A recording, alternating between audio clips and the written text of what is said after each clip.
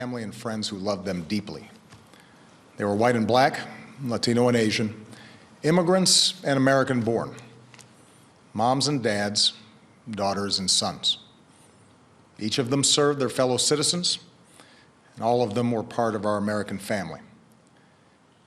Tonight I want to talk with you about this tragedy, the broader threat of terrorism, and how we can keep our country safe.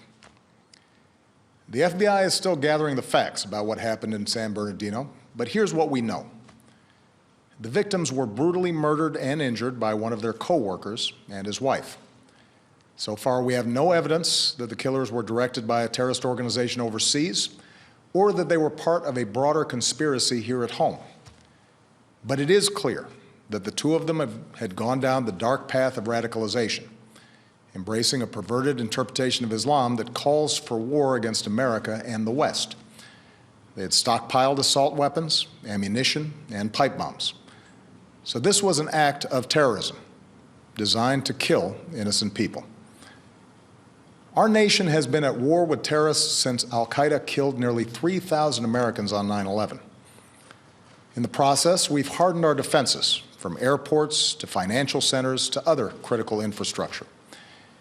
Intelligence and law enforcement agencies have disrupted countless plots here and overseas and worked around the clock to keep us safe. Our military and counterterrorism professionals have relentlessly pursued terrorist networks overseas, disrupting safe havens in several different countries, killing Osama bin Laden, and decimating al-Qaeda's leadership. Over the last few years, however, the terrorist threat has evolved into a new phase.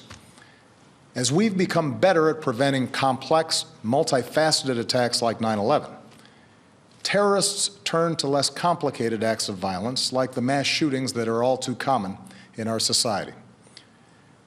It is this type of attack that we saw at Fort Hood in 2009, in Chattanooga earlier this year, and now in San Bernardino. And as groups like ISIL grew stronger amidst the chaos of war in Iraq and then Syria, and as the internet erases the distance between countries, we see growing efforts by terrorists to poison the minds of people like the Boston Marathon bombers and the San Bernardino killers. For 7 years, I have confronted this evolving threat each and every morning in my intelligence briefing. And since the day I took this office, I have authorized U.S. forces to take out terrorists abroad precisely because I know how real the danger is. As Commander-in-Chief, I have no greater responsibility than the security of the American people. As a father to 2 young daughters who are the most precious part of my life, I know that we see ourselves with friends and co-workers at a holiday party like the one in San Bernardino. I know we see our kids in the faces of the young people killed in Paris. And I know that after so much war, many Americans are asking whether we are confronted by a cancer that has no immediate cure. Well, here's what I want you to know. The threat from terrorism is real, but we will overcome it. We will destroy ISIL and any other organization that tries to harm us. Our success won't depend on tough talk or abandoning our values or giving in to fear. That's what groups like ISIL are hoping for. Instead, we will prevail by being strong and smart, resilient and relentless, and by drawing upon every aspect of American power. Here's how.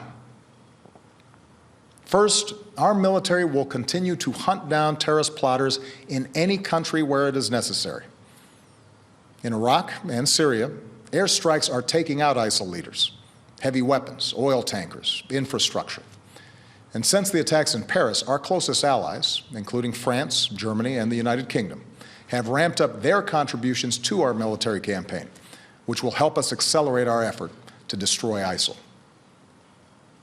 Second, we will continue to provide training and equipment to tens of thousands of Iraqi and Syrian forces fighting ISIL on the ground so that we take away their safe havens. In both countries, we're deploying special operations forces who can accelerate that offensive. We've stepped up this effort since the attacks in Paris and will continue to invest more in approaches that are working on the ground. Third, we're working with friends and allies to stop ISIL's operations, to disrupt plots, cut off their financing, and prevent them from recruiting more fighters. Since the attacks in Paris, we've surged intelligence sharing with our European allies. We're working with Turkey to seal its border with Syria. And we are cooperating with Muslim-majority countries and with our Muslim communities here at home to counter the vicious ideology that ISIL promotes online. Fourth, with American leadership, the international community has begun to establish a process and timeline to pursue ceasefires and a political resolution to the Syrian war. Doing so will allow the Syrian people and every country, including our allies, but also countries like Russia, to focus on the common goal of destroying ISIL, a group that threatens us all. This is our strategy to destroy ISIL. It is designed and supported by our military commanders and counterterrorism experts, together with 65 countries that have joined an American-led coalition. And we constantly examine our strategy to determine when additional steps are needed to get the job done. That's why I've ordered the Departments of State and Homeland Security to review the visa waiver program under which the female terrorist in San Bernardino originally came to this country. And that's why I will urge high-tech and law enforcement leaders to make it harder for terrorists to use technology to escape from justice. Now, here at home, we have to work together to address the challenge. There are several steps that Congress should take right away. To begin with, Congress should act to make sure no one on a no-fly list is able to buy a gun. What could possibly be the argument for allowing a terrorist suspect to buy a semi-automatic weapon? This is a matter of national security. We also need to make it harder for people to buy powerful assault weapons, like the ones that were used in San Bernardino. I know there are some who reject any gun safety measures, but the fact is that our intelligence and law enforcement agencies, no matter how effective they are, cannot identify every would-be mass shooter, whether that individual is motivated by ISIL or some other hateful ideology. What we can do, and must do, is make it harder for them to kill. Next, we should put in place stronger screening for those who come to America without a visa so that we can take a hard look at whether they've traveled to war zones. And we're working with members of both parties in Congress to do exactly that. Finally, if Congress believes, as I do, that we are at war with ISIL, it should go ahead and vote to authorize the continued use of military force against these terrorists. For over a year, I have ordered our military to take thousands of airstrikes against ISIL targets. I think it's time for Congress to vote to demonstrate that the American people are united and committed to this fight. My fellow Americans, these are the steps that we can take together to defeat the terrorist threat. Let me now say a word about what we should not do. We should not be drawn once more into a long and costly ground war in Iraq or Syria. That's what groups like ISIL want. They know they can't defeat us on the battlefield. ISIL fighters were part of the insurgency that we faced in Iraq. But they also know that if we occupy foreign lands, they can maintain insurgencies for years, killing thousands of our troops, draining our resources, and using our presence to draw new recruits. The strategy that we are using now, airstrikes, special forces, and working with local forces who are fighting to regain control of their own country, that is how we'll achieve a more sustainable victory. And it won't require us sending a new generation of Americans overseas to fight and die for another decade on foreign soil. Here's what else we cannot do. We cannot turn against one another by letting this fight be defined as a war between America and Islam. That, too, is what groups like ISIL want. ISIL does not speak for Islam. They are thugs and killers, part of a cult of death. And they account for a tiny fraction of more than 1 billion Muslims around the world, including millions of patriotic Muslim Americans who reject their hateful ideology. Moreover, the vast majority of terrorist victims around the world are Muslim. If we're to succeed in defeating terrorism, We must enlist Muslim communities as some of our strongest allies, rather than push them away through suspicion and hate. That does not mean denying the fact that an extremist ideology has spread within some Muslim communities. It is a real problem that Muslims must confront without excuse.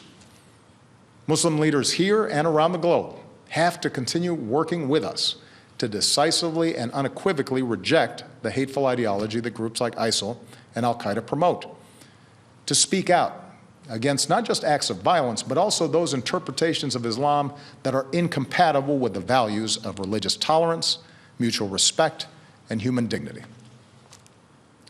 But just as it is the responsibility of Muslims around the world to root out misguided ideas that lead to radicalization, it is the responsibility of all Americans, of every faith, to reject discrimination.